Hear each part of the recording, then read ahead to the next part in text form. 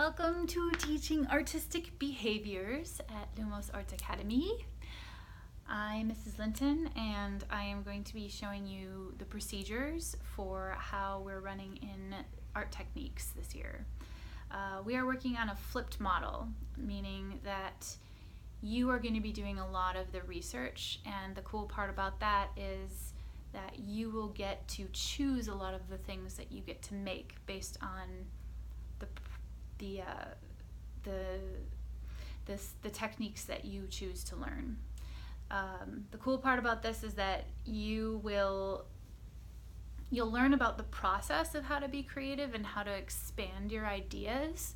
And to me, that's way more important than whether you have your technique perfect. I think that will come as you go, and we do have different techniques that you do have to learn, but then you can also choose how much to apply them, and it's going to be based off a lot of reflection and self-evaluation, and I think that's just so much more effective for you to do what you want to do. So I'm going to give you a little bit of a tour of how the procedure that I go through. When students come in, they will come to the door and I will greet them. And I will ask them what their goal is for the day. You have to have a goal that you're working towards so you don't just take advantage of the time. Once they've told me their goal, they will come in and they will take their sketchbook and they will find their class in here, and they will have a packet that they take. And I have explained what this packet means in another video, but they'll take this packet with them because they'll need it. Once they get that, right here, I'm waiting for my whiteboard to come in. That's supposed to be right here, but they'll have a magnet with their name on it.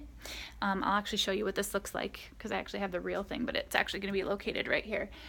They'll take the magnet and they'll move it to the spot that they want to sit in, because as you can see, my classroom has various seats and they're numbered that correspond to the numbers that will be on what I have here. And so they will get to choose their seat based on whether they're doing a 2D, working on 2D, working on 3D, working on paint, or if they're inventing a new project, unless I need to talk to them. If that's the case, they don't always get to choose their seat, and I'll explain that in just a second.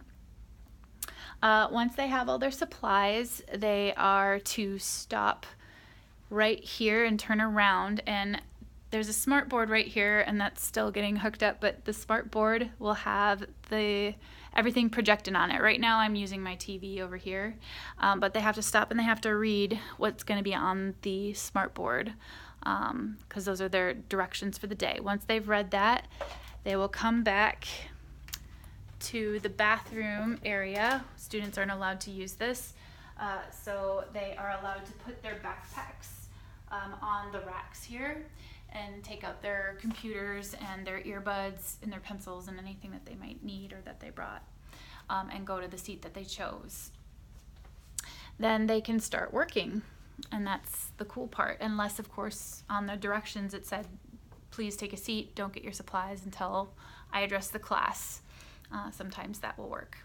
So here is what the actual board looks like that's going to be in the other area. This board has the corresponding areas. They are color coded too. We've got a paint studio, we've got a 2D studio, 3D studio, and then Inventors Workshop, and right here is the help desk.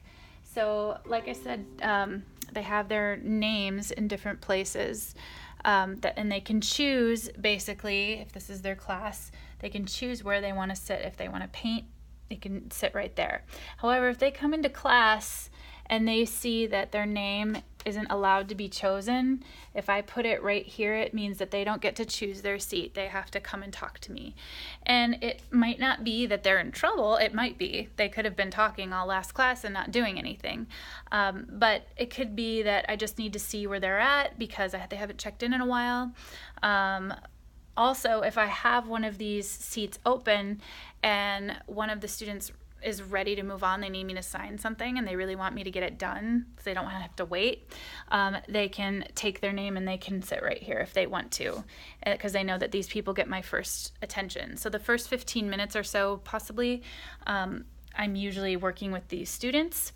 All the other students that are working, they are allowed to then get their supplies and start going. If they have questions for me, they can come over here to take a number. And they can take a number if they're the first one, and that means that that's the person that when I'm done working with the students in the help desk area, I will go and talk to them, or I will call them up so that we can chat about whatever it is they need to have checked off for their packet. Okay, so once they are making way through that and they start a project or whatnot, they're just checking in with me as they go. At the end of the day, about 20 minutes before, we have an hour and a half block, so about 20 minutes before it's over, what'll happen is the overlord, right, these are my class leadership positions, the overlord will signal to everyone it's time to clean up 20 minutes before for the wet area and 15 minutes before for everybody else, and then they will oversee that. And then 10 minutes before the bell rings or before they're excused, we will gather in this kind of carpet area, and anybody who's worked on something that day or something that really cool that they came up with, they're going to share it.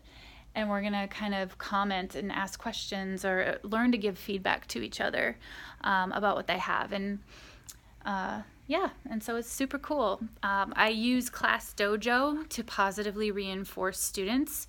And when I see those things at the end of the day, I give them house points because we have a house system at Lumos. And so they get really excited when they get house points for things. So if I see a student step up and share and they haven't shared before, they've been really quiet, usually I'll say, I'm so proud of you for sharing today. I'm going to give you 2 house points for sharing because you haven't shared before. And it's a really big deal when they start to open up. So anything that I can positively reinforce them for, I'm going to do. Yeah, so it allows me to take formative assessments when they're here and they're sharing to kind of know where they're at. Also on this board, I'm planning on putting the steps because they go through a step process, and they'll have their names again where they can put where their steps are, where they're moving to along the path of creating a project. So yeah, that is the process.